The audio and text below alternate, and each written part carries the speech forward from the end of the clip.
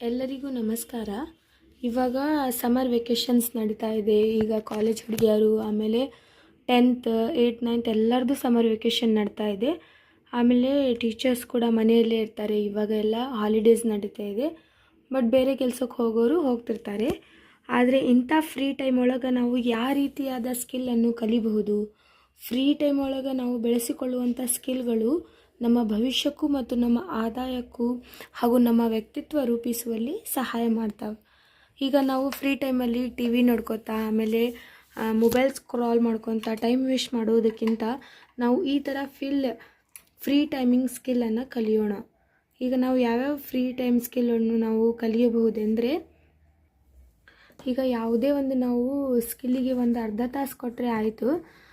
ಅದು ನಮ್ಮನ್ನು ಎಷ್ಟು ಚೇಂಜ್ ಮಾಡುತ್ತಂದರೆ, ಬರೋ ಒಂದು 3 ತಿಂಗಳ 2 ತಿಂಗಳದೊಳಗೆ ನಮ್ಮನ್ನು ಅಷ್ಟು ಚೇಂಜ್ ಮಾಡುತ್ತೆ. ಅದು ಒಂದು ಸ್ಕಿಲ್ಲು. ನಾವು ಮನೆಯಲ್ಲಿ ಇರ್ತೀವಿ, ಇವಾಗ ನಮ್ಗೆ ಟೈಮ್ ಭಾಳ ಸಿಗುತ್ತೆ. ಅದಕ್ಕೆ ನಾವು ಯಾವ್ಯಾವ ರೀತಿ ಐಡಿಯಾವನ್ನು ಹುಡ್ಕೋಬೇಕು ಅಂದರೆ, ನಮಗೆ ಫಸ್ಟ್ ಬರೋದು ಡ್ರಾಯಿಂಗು.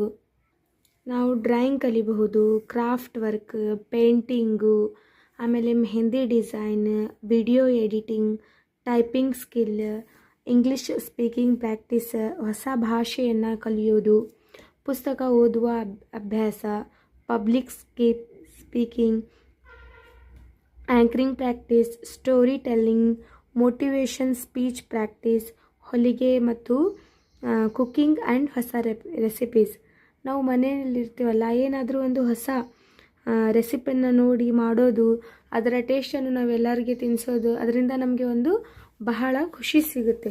ವಾವ್, ಭಾಳ ಚೆನ್ನಾಗಿ ಮಾಡಿದ್ಯಾ ಅಂತ ಯಾರಾದರೂ ಮನೇಲಿ ಹೇಳಿದರೆ ಆಯಿತು, ಅಲ್ಲಿ ನಮಗೆ ಬಹಳ ಖುಷಿ ಸಿಗುತ್ತೆ.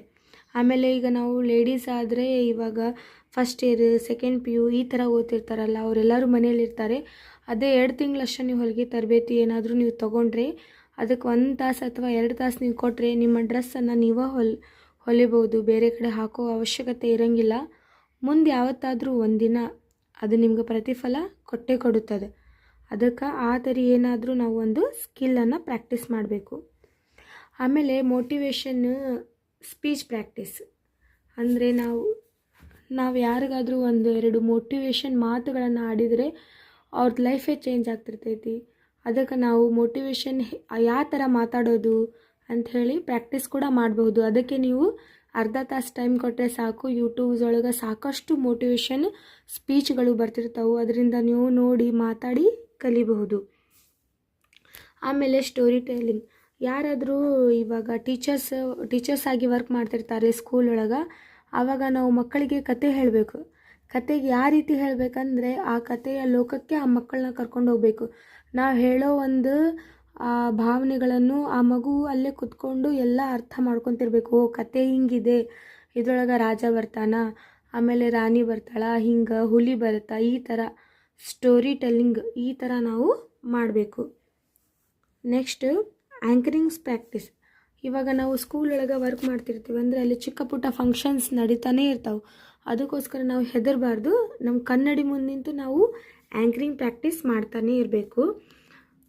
ಪೂರ್ತಿ ಬರೋದು ಬೇಡ, ಸ್ವಲ್ಪ ಅದು ನೀವು ಕಲಿತೀರಿ. ಬಟ್ ನೀವು ಎಲ್ಲದಕ್ಕೂ ಒಂದು ಟೈಮ್ ಕೊಡಬೇಕು. ಸಾಕು, ಅರ್ಧ ತಾಸು ಕೊಡಿ, 1 ತಾಸು ಕೊಡಿ, ಅಷ್ಟೇ ಸಾಕು. ಪುಸ್ತಕ ಓದುವ ಅಭ್ಯಾಸ. ನಾವು ಪುಸ್ತಕ ಓದುವಾಗ ಎದುರದೇ ಇರಲಿ, ನಾವು ಮುಂದಿನ ಕ್ಲಾಸಿಂದ ಇರಲಿ. ಇವಾಗ 10th ಇದ್ದರೆ PUC ಫಸ್ಟ್ ಇಯರ್ ಇದ್ದರೆ ಸೆಕೆಂಡ್ ಇಯರ್ದು, ಡಿಗ್ರಿ ಇದ್ದಿದ್ದರೆ B.Ed ಇದ್ದು, ಆ ಥರ ಯಾವುದೇ ಒಂದು ಎಕ್ಸಾಮ್ ಇರಲಿ ಅಥವಾ ಕಾಂಪಿಟೇಟಿವ್ ಎಕ್ಸಾಮ್ ಇರಲಿ, ದಿನಕ್ಕೆ ನೀವು ಇಷ್ಟು 10 ಪೇಜ್ ಓದಲೇಬೇಕು. 4 ಸಬ್ಜೆಕ್ಟಿಂದ 10 ಪೇಜ್ನಾಗ ಕಂಪಲ್ಸರಿ ಓದ್ತೀನಿ ಅಂಥೇಳಿ ನೀವು ಡಿಸೈಡ್ ಮಾಡಿರಿ, ಆಗೇ ಆಗುತ್ತದೆ.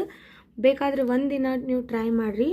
ಸ್ಟಾರ್ಟಿಂಗ್ 10 ಪೇಜ್ ಓದ್ರಿ, 10 ಪೇಜ್ ಆದಮೇಲೆ ನೆಕ್ಸ್ಟ್ ಮತ್ತೆ 10 ಪೇಜ್ ಮುಗಿಯೋ ಮಟ್ಟ ನೀವು ಓದನ್ನು ಸ್ಟಾಪ್ ಮಾಡಬಾರ್ದು. ಹಾಗಾದ್ರೆ ನಿಮ್ಮದು ಸ್ಟಡಿ ಚೆನ್ನಾಗಿ ಹೋಗುತ್ತೆ, ಭಾಳ ಚೆನ್ನಾಗಿ ಹೋಗುತ್ತೆ. ಇನ್ನೊಂದೇನಪ್ಪ ಅಂದರೆ, ಹೊಸ ಭಾಷೆಯನ್ನು ಕಲಿಯೋದು. ಇವಾಗ ನಮಗೆ ಇಂಗ್ಲೀಷ್ ಬರೆಯೋದು ಕಷ್ಟ. ಅದಕ್ಕೋಸ್ಕರ ನಾವು ಇಂಗ್ಲೀಷನ್ನು ಜಾಸ್ತಿ ಕಲಿಬೇಕಂದ್ರೆ ಡೈಲಿ ನಾವು ಅದಕ್ಕೆ 1 ತಾಸು ಅಂಥೇಳಿ ಮೀಸಲಿಡಬೇಕು. ಇಂಗ್ಲೀಷ್ ಸ್ಪೀಕಿಂಗ್ ಪ್ರಾಕ್ಟೀಸ್ ಮಾಡಬೇಕು. ಡೈಲಿ ಯೂಸ್ ಮಾಡುವಂಥ ಸೆಂಟೆನ್ಸಸ್ ಆಗಲಿ, ಆಮೇಲೆ ನ್ಯೂಸ್ ಪೇಪರ್ ಬುಕ್ ಓದೋದಾಗಲಿ, ಅದರಿಂದ ನಮ್ಮದು ಇಂಗ್ಲೀಷು ಭಾಳ ಚೆನ್ನಾಗಿ ಆಗುತ್ತೆ. ನೆಕ್ಸ್ಟ್ ಒಂದು ಟೈಪಿಂಗ್ ಸ್ಕಿಲ್. ನಾವು ಮನೆಯಲ್ಲಿ ಲ್ಯಾಪ್ಟಾಪ್ ಇದ್ದರೆ ನಾವು ಈ ಥರ ಜಾಸ್ತಿ ನಾವು ಟೈಪಿಂಗ್ ಮಾಡ್ತಾಯಿದ್ರೆ ಆ ಟೈಪಿಂಗ್ ಸ್ಕಿಲ್ ನಮ್ಮದು ಫಾಸ್ಟ್ ಆಗುತ್ತೆ. ಮಾಡ್ತಾ ಇರಬೇಕು ಏನಾದರೂ ಟೆಕ್ಸ್ಟ್ ತಗೊಂಡು, ಅದರಿಂದ ನೀವು ಟೆಕ್ಸ್ಟನ್ನು ನೀವು ಟೈಪ್ ಮಾಡಿದರೆ ಅದು ಕೂಡ ಪ್ರಾಕ್ಟೀಸ್ ಆಗುತ್ತೆ, ನಿಮ್ಮದು ಟೈಪಿಂಗ್ ಸ್ಕಿಲ್ ಕೂಡ ಫಾಸ್ಟ್ ಆಗುತ್ತೆ. ನೆಕ್ಸ್ಟ್ ವಿಡಿಯೋ ಎಡಿಟಿಂಗ್ ಕಲಿಬೇಕು ನೀವು. ವಿಡಿಯೋ ಎಡಿಟಿಂಗ್ ಅಂದರೆ ಇನ್ಶಾರ್ಟ್, ಕೈನ್ ಮಾಸ್ಟರ್ ಒಳಗೆ ಅದರೊಳಗೆ ನೀವು ವಿಡಿಯೋ ಎಡಿಟಿಂಗ್ ಆಪ್ಷನ್ಸನ್ನು ಎಲ್ಲ ಕಲಿತ್ರೆ ನೀವು ನೆಕ್ಸ್ಟ್ ಯೂಟ್ಯೂಬ್ ಚಾನಲ್ ಮಾಡಿದರೆ ನಿಮಗೆ ತುಂಬ ಸಹಾಯವಾಗುತ್ತೆ. ಈಗ ಹುಡುಗಿಯರಿಗಂದರೆ ಇಂಟ್ರೆಸ್ಟಿಂಗ್ ಅಂದರೆ ಮೆಹಂದಿ ಕ್ಲಾಸ್. ಇವಾಗ ಯಾವ ಸಮಾರಂಭಕ್ಕೂ ಯಾರೂ ಹಾಗೆ ಹೋಗೋಲ್ಲ, ಎಲ್ಲರೂ ಮೆಹಂದಿ ಹಾಕ್ಕೊಂಡು ಹೋಗ್ತಾರೆ. ಮೆಹಂದಿ ಒಂದು ಬಂದರೆ ನಾವು ಕಲಿಯೋದು ಒಂದು ಕಲೆ ಬಂತಂದ್ರೆ ನಮ್ಮದು ಆದಾಯ ತುಂಬ ಚೆನ್ನಾಗಿರುತ್ತೆ. ನಾವು ಫ್ರೀ ಟೈಮ್ ಒಳಗೆ ಅಷ್ಟೇ ನಾವು ಮಾಡ್ಬೋದು, ಪಾರ್ಟ್ ಟೈಮಾಗಿ ಕೂಡ ನಾವು ಈ ಜಾಬನ್ನು ನಾವು ಯೂಸ್ ಮಾಡ್ಕೋಬಹುದು. ನೀವು ಕಾಲೇಜ್ ಕಲಿತಿರ್ತೀರ, ಬೇರೆ ಎಲ್ಲಾದರೂ ಕೆಲಸಕ್ಕೆ ಹೋಗ್ತಿರ್ತೀರ, ಬಟ್ ಇದು ಸಾಯಂಕಾಲ 1 ತಾಸು ಅಷ್ಟೇ ನೀವು ಕಲಿತ್ರೂ ನಿಮ್ಗೆ ಮುಂದೆ ಬಹಳ ಯೂಸ್ ಆಗುತ್ತೆ. ಪೇಂಟಿಂಗ್ ಕಲಿಬಹುದು, ಕ್ರಾಫ್ಟ್ ವರ್ಕು, ಡ್ರಾಯಿಂಗು. ಇಷ್ಟರೊಳಗೆ ನಿಮ್ಗೆ ಯಾವುದ್ರೊಳಗೆ ಆಸಕ್ತಿ ಜಾಸ್ತಿ ಇದೆ ಅದನ್ನು ನೀವು ಕಲಿಯಿರಿ. ಒಂದು ವೇಳೆ ಆಸಕ್ತಿ ಇಲ್ಲ ಅಂದ್ರೂ ಆಸಕ್ತಿ ಬೆಳೆಸ್ಕೊಳ್ಳಿ, ಅದು ತಾನೇ ಬರುತ್ತದೆ. ನಾವು ಎಲ್ಲೋ ಒಂದು ತಾಸನ್ನು ಸಮಯನ ಎಲ್ಲೋ ಖರ್ಚು ಮಾಡ್ತೀವಿ. ನಮ್ಮ ಹತ್ರ ಇರೋದು 24 ತಾಸು. ನೀವೆಲ್ಲ ಮಾಡಿ, ಊಟ ಮಾಡಿ, ಮಲ್ಕೊಳ್ಳಿ, ಎಲ್ಲ ಮಾಡಿ, ಟಿ ವಿ ನೋಡಿ, ರೆಸ್ಟ್ ಮಾಡಿ, ಎಲ್ಲ ಮಾಡಿ, but half an hour and 1 hour ನೀವು ಇದಕ್ಕೆ ಕೊಟ್ರೆ ನೀವು ನೋಡಿ 2 ತಿಂಗಳೊಳಗೆ ನಿಮ್ದು ಎಷ್ಟು ಚೇಂಜ್ ಆಗ್ತೀರಿ, ನೀವು ಎಷ್ಟು ಬ್ಯುಸಿ ಆಗ್ತೀರಿ ಅಂದ್ರೆ ಅಷ್ಟು ಚೆನ್ನಾಗಿ ಆಗ್ತೀರಿ. ನೀವು ಯಾವುದೇ ಒಂದು ಸ್ಕಿಲ್ ಕಲೀರಿ. ನಮ್ಮದು ಮೈಂಡ್ ಐತಲ್ಲ, ನಾವು ಖಾಲಿ ಬಿಟ್ಟರೆ ಅದು ಏನೇನಾದರೂ ಯೋಚನೆ ಮಾಡುತ್ತಾ. ನಾವು ಮೈಂಡನ್ನು ಯಾವತ್ತೂ ಫ್ರೀಯಾಗಿ ಬಿಡಬಾರ್ದು, ಯಾವಾಗಲೂ ಬ್ಯುಸಿಯಾಗೇ ಇರಬೇಕು. ಬೇಕಾದರೆ ನೀವು ಒಂದ್ಸಲ ಟ್ರೈ ಮಾಡಿ ಫ್ರೆಂಡ್ಸ್. ಈ ಸಮ್ಮರ್ ವೆಕೇಷನ್ ಒಳಗೆ ನೀವೇನಾದರೂ ಒಂದು ಕಲಿತೀರಿ. ನಿಮ್ಮ ಸಮಯವನ್ನು ಹಾಳು ಮಾಡ್ಕೋಬೇಡಿ. ನಿಮ್ಮ ಹತ್ರ ಇರೋದು 2 ತಿಂಗಳ ಟೈಮ್ ಇದೆ. ಆಮೇಲೆ ಹೊರಗೆ ಹೋಗೋಕ್ಕೆ ತುಂಬ ಬಿಸಿಲಿದೆ. ಹೊರಗೆ ಹೋಗುವುದಕ್ಕಿಂತ ಮನೆಯಲ್ಲೇ ಕೂತ್ಕೊಂಡು ನಾವು ಒಂದು ಅರ್ಧ ತಾಸು 1 ತಾಸು ಈ ಸ್ಕಿಲ್ಲನ್ನು ಕಲಿಯೋದ್ರೊಳಗೆ ಕೊಡೋಣ. ನಿಮಗೆ ಇದರೊಳಗೆ ಯಾವುದು ಸ್ಕಿಲ್ ಇಷ್ಟ ಆಗೈತಿ, ಆಮೇಲೆ ನೀವು ಎದ್ರೊಳಗೆ ಶಾರ್ಪ್ ಅದೀರಿ, ಆಮೇಲೆ ಇವಾಗ ನೀವು ಅಲ್ಲೇ ಪ್ರಾಕ್ಟೀಸ್ ಮಾಡಾಕೂತೀರಿ, ಆಮೇಲೆ ಅದರೊಳಗೆ ನೀವು ಮಾಸ್ಟರ್ ಅದೀರಿ ಅನ್ನೋದು ನನಗೆ ಕಮೆಂಟ್ ಮೂಲಕ ತಿಳಿಸಿ. ನೋಡೋಣ ಯಾರ್ಯಾರು ಎಷ್ಟು ಸ್ಕಿಲ್ ಒಳಗೆ ಫಾಸ್ಟ್ ಅದಾರ. ಆಮೇಲೆ ಇವಾಗ ಯಾರು ಸ್ಟಾರ್ಟ್ ಮಾಡಿದ್ದಾರೆ 2026 ಒಳಗೆ ಯಾರು ಯಾವ ಸ್ಕಿಲ್ಲನ್ನು ಸ್ಟಾರ್ಟ್ ಮಾಡಿದ್ದಾರೆ ಅನ್ನೋದು ಕಮೆಂಟ್ ಮೂಲಕ ತಿಳಿಸಿ.